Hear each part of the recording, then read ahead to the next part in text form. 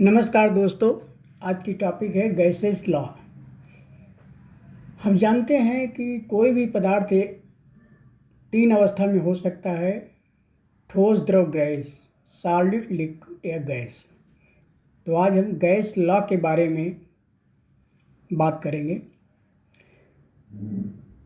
Gas दो प्रकार की होती है, एक आइडियल गैस होती है, एक रियल गैसेस होती है। तो आज हम देखेंगे कि आइडियल गैस किसे कहते हैं, रियल गैस कैसे कहते हैं, और कोई रियल गैस आइडियल गैस किस कंडीशन में आइडियल बन सकती है, आइडियल गैस के लिए कौन सा गैस लॉज हैं, और उस गैस के जो लॉज हैं उनका कंबाइंड क्या है, इन सब के बारे में आज हम बात करेंगे। तो दोस्तों, आइडियल गैस किसे कहते हैं उसके बारे में। आइडियल गैस एक काल्पनिक गैस है, इमेजिनरी गैस है। ये गैस एग्जिस्ट नहीं करती है, इसकी केवल हम कल्पना कर सकते हैं। इसके अंदर जो मॉलिक्यूल्स होते हैं उसके वॉल्यूम जीरो होता है, वॉल्यूम होता ही नहीं है, एक पॉइंट होता है। और इस तरह की गैस के दो मॉलिक्यूल्स के बीच अट्रैक्शन और रिपल्शन, आकर्षण और प्रतिकर्षण बल नहीं लगता है। इस तरह के जब गैस मॉलिक्यूल्स आपस में टकराते हैं तो कोई न ऊर्जा बनती है और न टकराने से ऊर्जा का लॉस होता है। इन गैसेस को हम कंडेंस नहीं कर सकते हैं, और ये गैसेस पूर्णतया गैस लॉज को फॉलो करते हैं। गैस के तीन लॉ हैं: Boyle's law, Charles law, Avogadro law. जो आइडियल गैस होगी वो ये तीनों लॉ को फॉलो करती है, पूर्णतया 100% फॉलो करती हैं। लेकिन ये गैसेस एग्जिस्ट नहीं करती हैं, मेन बात ये होती है। इसके अपोजिट दूसरी गैसेज होती है रियल गैसेस। तो रियल गैसेज वो कौन सी गैसेज होती हैं? तो रियल गैसेज होती हैं जो एग्जिस्ट करती हैं। जो गैसेज एग्जिस्ट करती हैं वो रियल गैसेज होती हैं। इनके मॉलिक्यूल्स का वॉल्यूम होता है, आयतन होता है। ये जो मॉलिक्यूल्स की बनी हुई गैसेज हैं, रियल गैसेज हैं, उन मॉलिक्यूल्स का वॉल्यूम होता है। तीसरा जो है, आइडियल गैस के अंदर जो मॉलिक्यूल्स रहते हैं उन मॉलिक्यूल्स के बीच में आकर्षण, प्रतिकर्षण, अट्रैक्शन और रिपल्शन फोर्स भी काम करता है।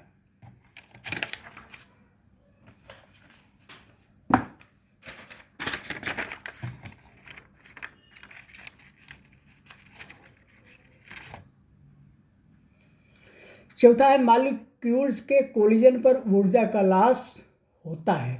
जब आइडियल गैस के मॉलिक्यूल्स आपस में टकराते हैं तो ऊर्जा का लॉस होता है।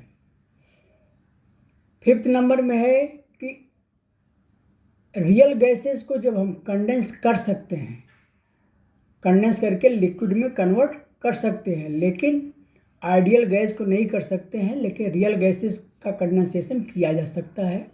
छठा है कि इस तरह की गैसेस सर्टेन कंडीशन पर गैस लॉ को फॉलो करती हैं। जो हमारे तीन लॉ हैं, बॉयल्स लॉ, चार्ल्स लॉ और एवोगाड्रो लॉ, उनको फॉलो करती हैं, लेकिन कुछ कंडीशन पर। अब कौन सी कंडीशन है जिस पर कोई भी रियल गैस वो गैस लॉ को फॉलो करती है? तो दो कंडीशन है: लो प्रेशर और हाई टेम्परेचर पर। जब गैस का प्रेशर लो रखा जाए या टेम्परेचर उसका हाई रखा जाए तो उस समय क्या होगा, जब गैस का प्रेशर लो होगा तो उनके मॉलिक्यूल्स एक दूसरे से दूर चले जाएंगे, और दूसरा, हाई टेम्परेचर रखेंगे तो काइनेटिक एनर्जी उन मॉलिक्यूल्स की ज़्यादा होती है। तो दोनों कंडीशन पर जब एक मॉलिक्यूल्स दूसरे मॉलिक्यूल से बहुत दूर हो जाता है और उनकी गतिज ऊर्जा बहुत ज़्यादा हो जाती है तो उस समय उन गैस मॉलिक्यूल्स के बीच इंटरेक्शन फोर्स और नेग्लिजिबल हो जाता है। तो जब मॉलिक्यूल्स के बीच अट्रैक्शन या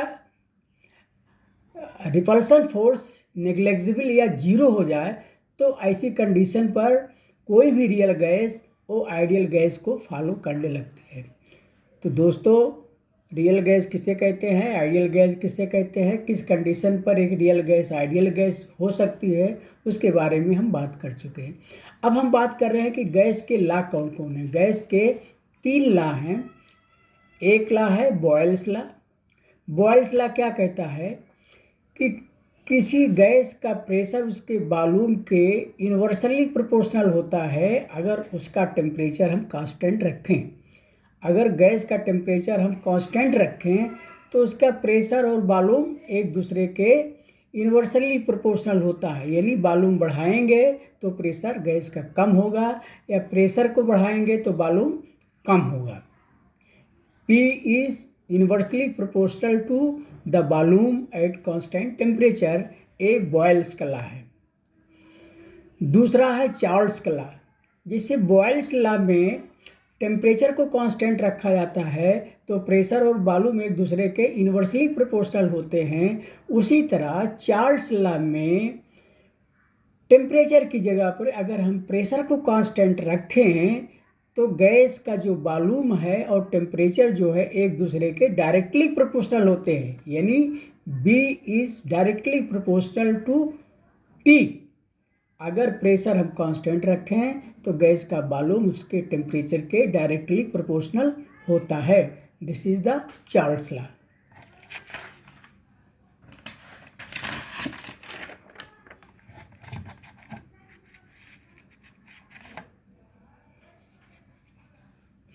तीसरा है एवोगाड्रो लॉ। एवोगाड्रो लॉ कहता है कि कोई भी गैस है उसका वॉल्यूम उसके नंबर्स ऑफ मोल्स के प्रोपोर्शनल होता है यदि उस गैस का टेम्परेचर और प्रेशर कांस्टेंट रखा जाए। जैसा कि मैंने देखा था कि बॉयल्स में टेम्परेचर को कांस्टेंट रखा गया, चार्ल्स लॉ में प्रेशर को कांस्टेंट रखा, लेकिन एवोगाड्रो में टेम्परेचर और प्रेशर दोनों को अगर कांस्टेंट रखा जाए तो गैस का वॉल्यूम उसके मोल्स के प्रोपोर्शनल होता है, यानी B is proportional to the N, जहाँ पर B जो है गैस का वॉल्यूम है और N जो है number of the moles of the gas, यानी number of moles of the gas बढ़ता जाएगा तो वॉल्यूम भी बढ़ेगा, अगर मोल्स को कम करेंगे तो वॉल्यूम कम होता जाएगा, बशर्ते कि टेम्परेचर और प्रेशर को कांस्टेंट रखा जाए। तो 3 लॉ को अगर मिला करके एक जनरल लॉ बनाएं और एक इक्वेशन फॉर्म करें तो हम देखेंगे कि बॉयल्स लॉ में P is directly proportional to 1/V, pressure जो है वॉल्यूम के इन्वर्सली प्रोपोर्शनल है, या हम कह सकते हैं कि volume is inversely proportional to the pressure, B is inversely proportional to the P। From equation 2 Charles law के हिसाब से इक्वेशन नंबर 2 जो है वो कहता है कि B is directly proportional to the T, यानी किसी गैस का वॉल्यूम उसके टेम्परेचर के प्रोपोर्शनल होता है, यानी B is proportional to T।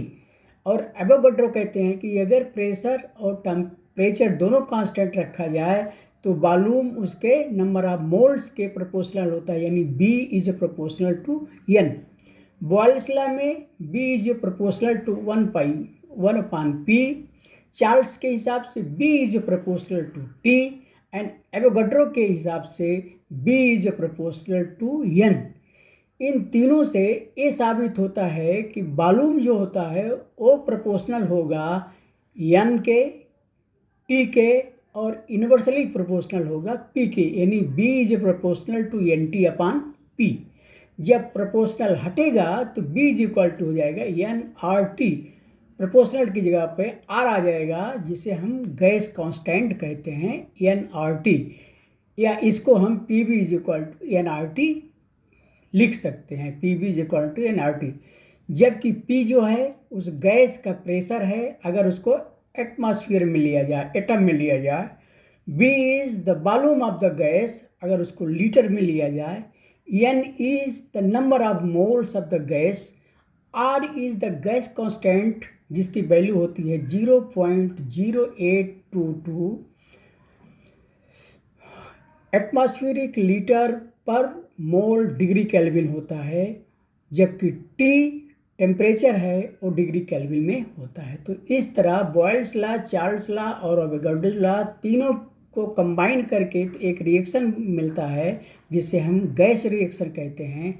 वह है PV is equal to nRT, और PV में जो P, B, N और RT है सबका अलग से डेफिनेशन हम ऑलरेडी बात कर चुके हैं।